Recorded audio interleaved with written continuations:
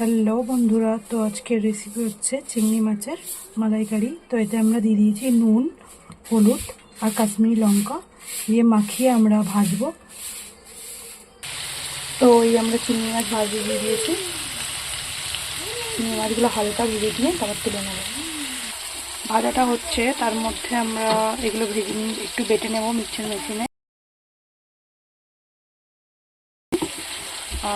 পোস্ত আর কাজু বাদাম আর এটা হচ্ছে সর্ষে, কালো সর্ষে। ছোটো চামচে পোস্ত 1 চামচ আর কাজু বাদাম 10-12টা মতো আর হাফ চামচ মতো কালো সর্ষে দিয়ে, আর এর মধ্যে 1 চামচ মতো টক দই, বড় চামচে 1 চামচ মতো টক দই দিয়ে দেবো। দিয়ে এটা আমরা পেস্ট করে নেব একটা। ওইটা আমাদের বাটা হয়ে গেছে, কাজুর পেস্টটা। এবার নারকোল আর পেঁয়াজ এই দুটোকেও আমরা বেটে নেব। দুটো বড় সাইজ মতো পেঁয়াজ আমরা বেটে নিচ্ছি। তো পেঁয়াজ আমাদের বাটা হয়ে গেছে। এবার আমরা নারকোল, একটা নারকোল হাফ বেটে নিচ্ছি। তো নারকোলটা আমাদের বাটা হয়ে গেছে। এবার আমরা নামিয়ে নিয়ে নারকোলের দুধটা বার করে নিচ্ছি। কাপড় নিয়ে আমরা ছেঁকে নিচ্ছি, দুধটা বার করে নিচ্ছি নারকোল থেকে।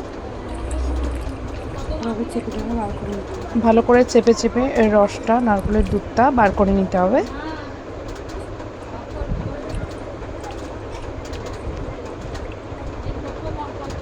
নারকোলের দুধ আর এটা কাজু আর পোস্ত আর যেটা দিয়ে ওই সর্ষে দিয়ে যেটা বাটা আর পেঁয়াজ বাটা এটা।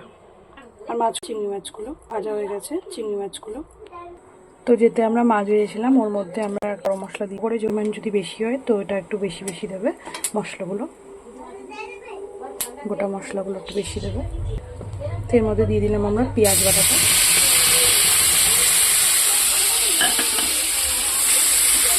তো আমি এক হাতে রান্না আর এক হাতে ভিডিও করছিলাম, তো একটু অসুবিধা হচ্ছিল, যার জন্য আমি বোনকে ডেকেছিলাম লাস্টের দিকে।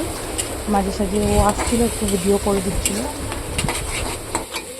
তো এর মধ্যে আমরা দিয়ে দিয়েছি হাফ চামচ আদা বাটা আর হাফ চামচ রসুন বাটা।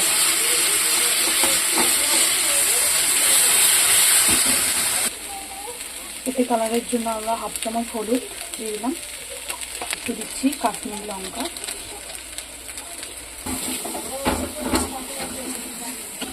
তো তোমরা যদি কালারটা না করতে চাও, সাদা করতে চাও, তাহলে হলুদ আর লঙ্কা গুঁড়ো দেওয়ার দরকার নেই।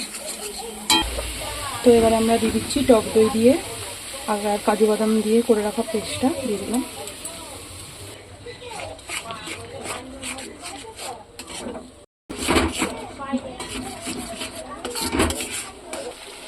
অল্প পরিমাণে আমরা দিয়ে দিচ্ছি চিনি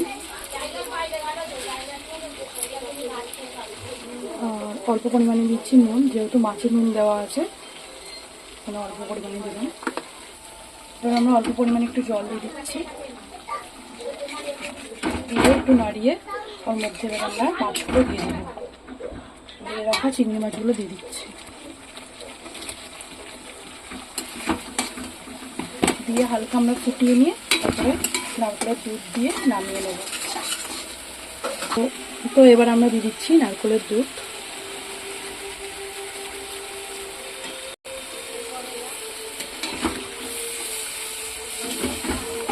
নারকেলের দুধটা দিয়ে একটু ফুটিয়ে আমরা নামিয়ে নেব।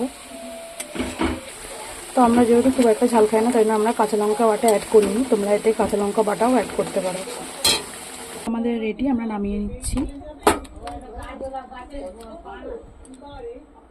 তো আমাদের চিংড়ি মাছের মালাইকারি রেডি। এতে ধনেপাতা দেয় না, আমরা জাস্ট গার্নিশিংয়ের জন্য দিয়েছি, এটা সাজানোর জন্য। তোমরা দেখতেই পাচ্ছ এটা কতটা সুন্দর হয়েছে, খেতেও নিশ্চয়ই ভালো হবে। তো তোমরাও চটপট এইভাবে বানিয়ে নাও বাড়িতে চিংড়ি মাছের মালাইকারি।